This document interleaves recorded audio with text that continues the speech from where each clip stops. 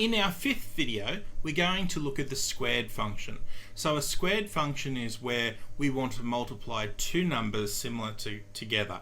Now, to actually use the squared function, we use a special shortcut. We go Shift and the number 6.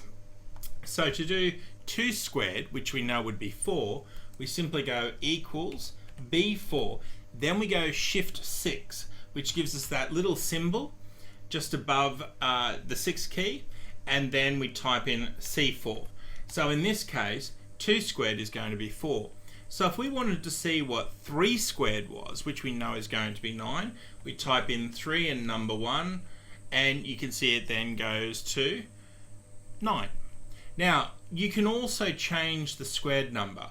So it's just simply modifying 2 to the power of something, or in this case, something to the power of something. So if we wanted to do 3 to the power of 3, so 3 times 3 times 3, we just simply change that number there to 3, and it then gives us the value of 27.